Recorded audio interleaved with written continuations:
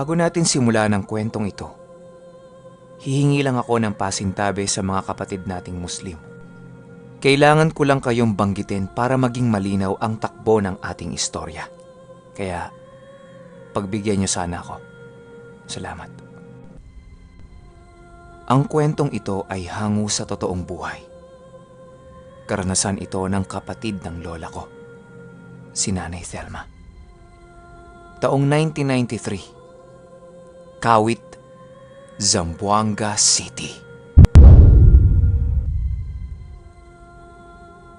Itong mga panahong ito, sa Kawit pa nakatira sila Nanay Thelma. Bata pa nun si Ate Joy Joy, mga nasa edad 5 o 6 pa lang.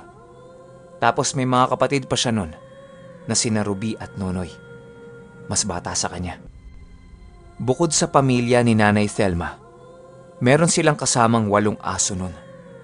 Kaya naman ganong karami yung aso nila. Mahilig kasing mag-ampo ng tuta itong si Nanay Thelma. May makita siyang tuta sa daan, pinupulot niya. Kaya malakas ang loob ni Nanay Thelma mag-ampo ng mga aso. Gawa ng malaki kasi yung nasasakupang lupa ng bahay nila. Malawak yun. Tapos kakahuyan yung buong paligid. Kaya naman sila doon tumira. Kung maaalala nyo yung kwento kong bakasyon, caretaker itong pamilya ni Nanay Thelma ng mga lupa-lupa sa Zamboanga. Kung saan siya madestino, andun din yung pamilya niya. Tsaka hanggat hindi na ibibenta yung lupa, doon sila titira. Kailangan lang nilang bantayan yon. Maliban na lang kung ililipat sila nung may-ari sa ibang lupain. Itong tinitirikan ng bahay nila, medyo dikit ng konti sa ilog. Yun bang pinakadulo na ng lupa. Tapos napapaligiran nyo ng mga mangroves. Ang kinagandahan lang ng pwesto nila, ilang metro lang ang pagitan, may 2 bahay na silang matatanaw. Isa sa kaliwa, tapos isa sa kanan. Sila yung nasa gitna. Mga kapwa nila caretaker din. Hindi naman sa pagiging OA, pero hekta-hektarya yung lupang binabantayan nila. Sa tinagal-tagal nilang tumira doon, yung kapitbahay nila sa kaliwa, bibihira nilang makitang lumabas yun. Tapos, palagi pang balot na balot kapag lalabas ng bahay niya. Hindi na lang nila pinapansin. Parang lumalabas kasi. Wala silang pakialamanan dun eh. Basta trabaho lang. Hanggang isang hapon, nagluluto ng merienda si Nanay Thelma nun. Tapos yung mga anak niya, naglalaro sa gilid ng ilog. Maya-maya pa, bigla na lang tumahimik. Sinilip niya. Tapos pagkita niya, yung kapitbahay niya kinakausap yung mga anak niya. Meron itong hawak-hawak na plastic, tapos inaabot sa kanila. Pinagmamasdan lang ni Nanay Thelma yon. Napapansin niya, nagtatawanan yung mga anak niya. Kaya lumabas siya para tingnan ito. Binati niya pa yung kapitbahay nila. Maliwalas yung mukha ng matandang babae. Mararamdaman mong mabait talaga. Sabi sa kanya nung kapitbahay niya, mga candy lang yung binigay niya. Naipon niya yun. Kasi yun yung inaabot na sukli sa kanya minsan nung tindahan sa labas. Kaya naparami. Hindi naman siya kumakain ng ganun. Niyaya ni Nanay Thelma na pumasok ito sa bahay niya para makakain ng merienda. Sopas ang niluto ni Nanay Thelma nun. Una agad tanong sa kanya kung meron bang halong baboy yung niluto niya. Sabi ni Nanay Thelma meron. Kaya tumanggi itong kumain. Sinabi niya kay Nanay Thelma na isa siyang Muslim. Kaya bawal sa kanila ang kumain ng baboy. Nagulat si Nanay Thelma at humingi ito ng paumanhin. Hindi niya kasi alam eh. Habang kumakain sila, nagkukwento itong matanda. Ang sabi niya, matagal na siyang nagbabantay doon sa lupain na yon. Buhay pa yung asawa niya. Napatigil si Nanay Thelma sa pagkain. Tapos tanong agad ng asawa ni Nanay Thelma doon sa babae, anong kinamatay nung asawa niya? Natatawa-tawa pang sumagot yung matanda na nabaril yung asawa niya. Sinubukan niyang gamutin yun, pero hindi na niya naagapan. Tanong agad ni Nanay Thelma kung saan yun nabaril. Nagulat silang lahat sa naging sagot nito.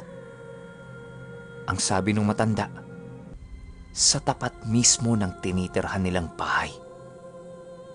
Noong mga panahong wala pa yung bahay nila doon, ginagawang ruta ng mga samut-saring rebelde yung pwesto ng bahay nila. Minsang nakasagutan ng asawa niya yung isa sa mga leader nun.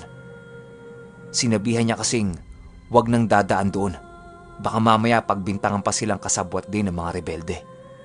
Nung una, tumatango-tango lang yung mga rebelde. Pero paglagpas nito sa kanya, nakita nitong asawa niya na bago bumaril yung pinaka-leader ng mga rebelde, tinuluan niya muna ng laway yung pinakadulo ng baril niya, tapos binaril nito yung asawa niya sa dibdib. Rinig na rinig niya na para bang humiwalay yung kaluluwa ng asawa niya dahil sa pagtama ng bala sa katawan nito. Matapos siyang barilin ng rebelde, naglakad lang ang mga ito papalayo. Laking pasasalamat na lang niya kasi hindi siya binaril. Mula nung mangyari yun sa kanya, halos araw-araw, gabi-gabi nagdadasal na siya. Naawa naman sila Nanay Thelma sa naging kwento niya. Tapos tinanong siya, bakit kailangan pang dumura ng rebelde bago barilin yung asawa niya? Natatawa-tawa pang sumagot yung matanda sa kanya na alam kasi nilang hindi kami tatabla nun. Nagkatinginan yung mag-anak kasi medyo weirdo eh. Matapos nilang mag-usap, nagpaalam na yung matanda. Mag-aalas 5 na kasi ng hapon nun. Nagpasya si Nanay Thelma na ihatid tong matanda hanggang sa bahay niya. Habang naglalakad sila, medyo nakakaramdam na siya ng kakaiba ng mga oras na yon. Habang nag-uusap kasi sila, bigla-bigla na lang tumigil sa pagsasalita yung matanda. Tapos panay,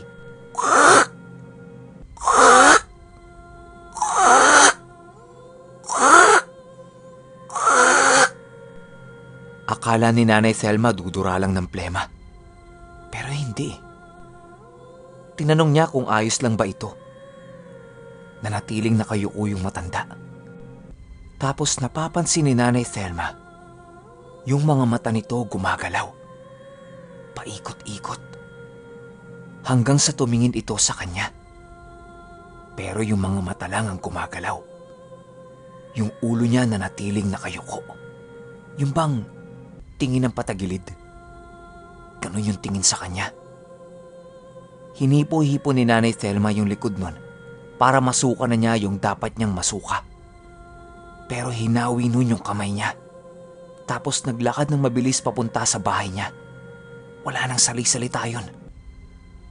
Nagulat si Nanay Thelma kasi bigla-bigla na lang nagbago yung ugali nun. Tapos pakiramdam niya sa katawan ng matanda, sobrang lamig. Para bang yelo na. Nag-alala si Nanay Thelma. Baka kasi nalipasan yun ng gutom o di kaya may lagnat. Kaya sinundan niya. Nung nasa tapat na siya ng pintuan ng bahay, tinatawag niya yung matanda. Pero wala nang sumasagot. Mag-isa lang yun, di ba? Baka mamaya mapano. Sinilip niya sa bintana para kumpirmahin kung maayos ba ang lagay nito. Pagsilip niya, nakita niyang nakadapa ito sa sahig. Hubot-hubad, tapos yung ulo niya lang ang gumagalaw. Pabilog ang paggalaw ng ulo nito, kasabay yung tunog na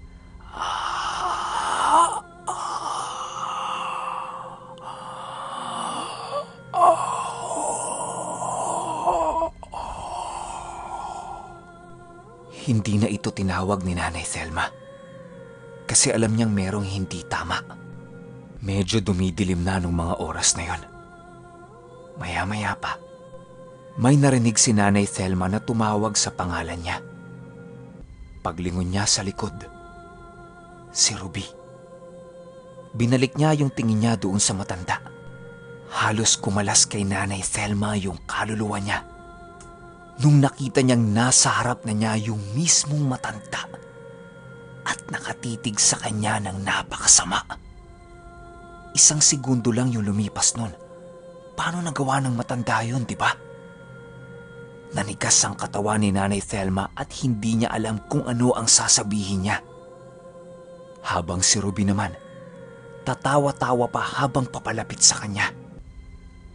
Tumingin yung matanda kay Ruby. Tapos inilapit niya yung mukha niya sa tenga ni Nanay Thelma. At bumulong ito ng, "Umuwi na kayo ng anak mo. At huwag na kayong babalik dito." Matapos marinig ni Nanay Thelma yon, nakaramdam siya na parabang nakawala siya sa kung anumang pumipigil sa kanya. Dali-dali siyang tumakbo para kunin si Ruby at umuwi. Nung nasa bahay na siya, natataranta siyang sinabi sa asawa niya yung nakita niya sa bahay ng matanda. Ayon pa sa asawa niya, yung buhok niya nung mga oras na yon, lahat nakataas. Tapos dilat na dilat yung mga mata niya. Halos hindi siya kumurap. Dahil sa itsura niya na yon, nalaman ng asawa niya na nagsasabi siya ng totoo. Kinuha ng asawa niya yung itak, tapos pumunta sila sa bahay ng matanda. Katok sila ng katok, pero walang sumasagot. Sumilip sila sa bintana, pero hindi nila makita yung loob. Sobrang dilim kasi. Sabi ng asawa niya, wala namang tao, baka namamalikmata ka lang. Naglakad silang mag-anak pabalik ng bahay.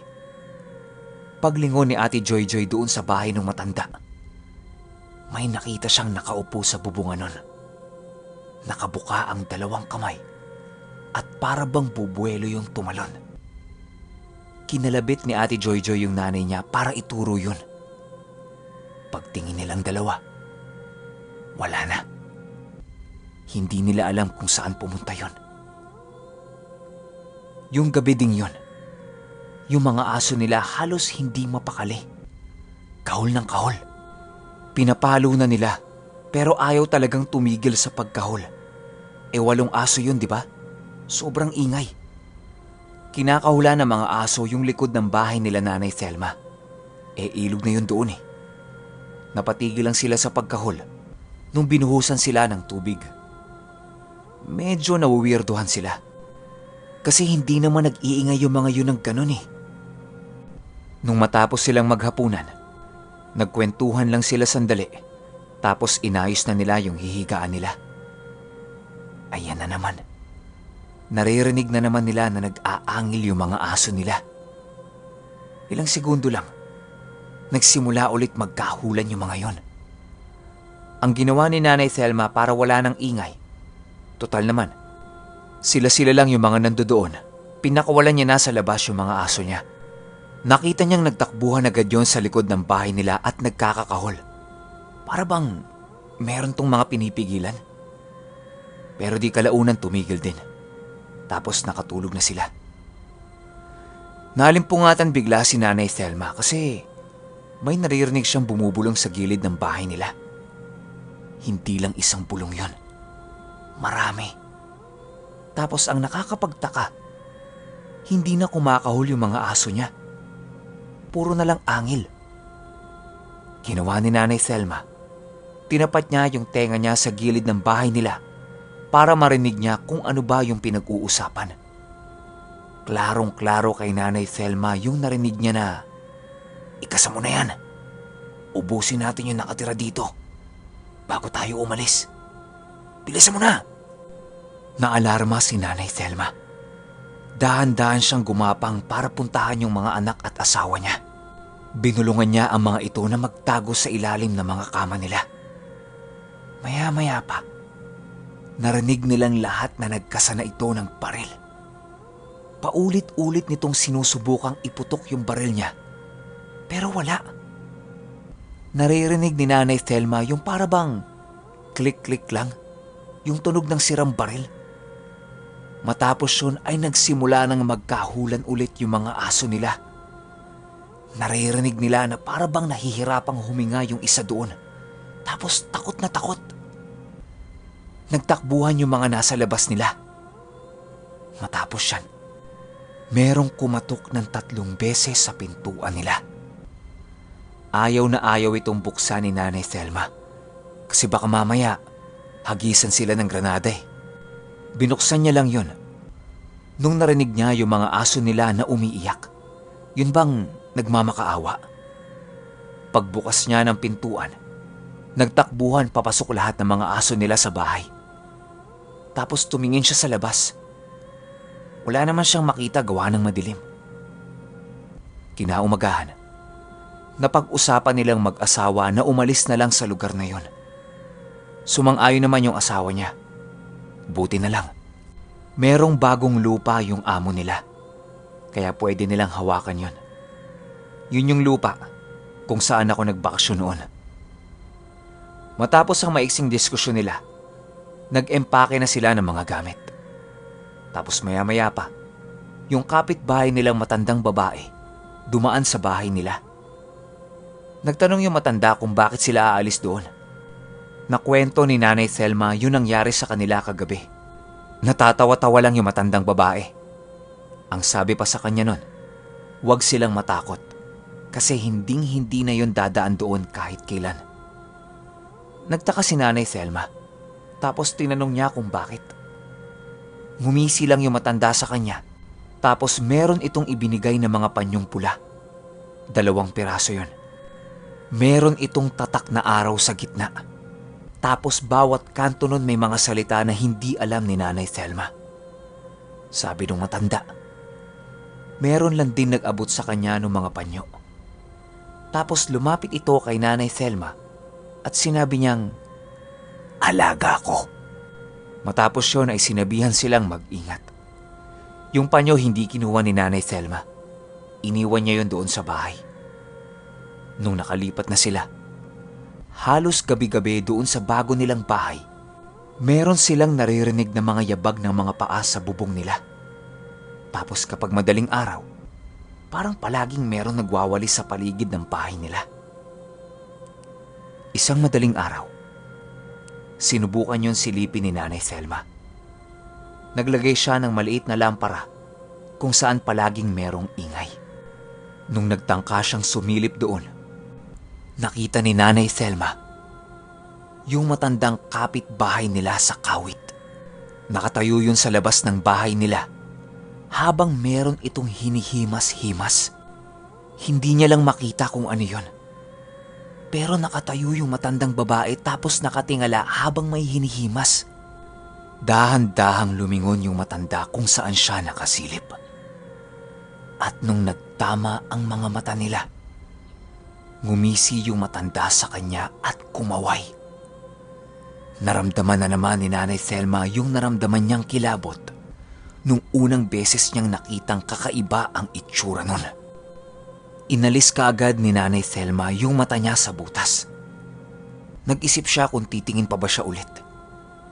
Nung akmang sisilip na siya, may narinig siya sa butas na,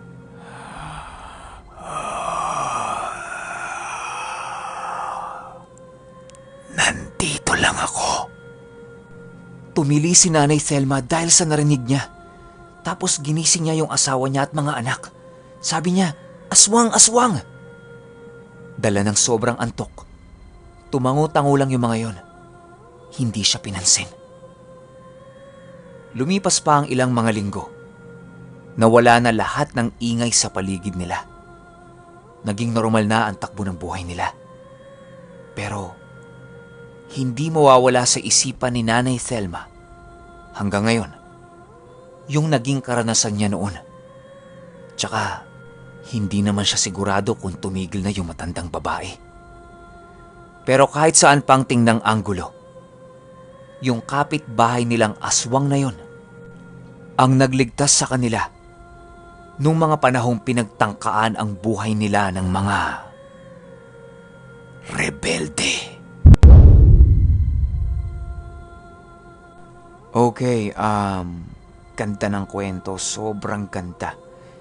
Hindi ko ina-expect na gagawin yun ng aswang sa kanila. Pero hindi naman tayo 100% kung siya ba talaga, di ba? Opinyon ko lang sa kwento, yung mga rebelde na yan, malalakas din talaga gamit niyang mga yan eh. Bukod sa mga buhay na salita, meron din niyang mga mutya. Kasi isipin nyo, buong buhay nila nasa bundok sila. Tapos lahat ng mga buhay na mutya, dyan mo makikita sa bundok. Lalo na yung mga lugar na hindi pa tinatao. Grabe, kapag mahal na araw, lahat ng klase ng mutya, dyan mo pwedeng hanapin. Kaya yung mga aso, di ba napatigil sa pagkahol?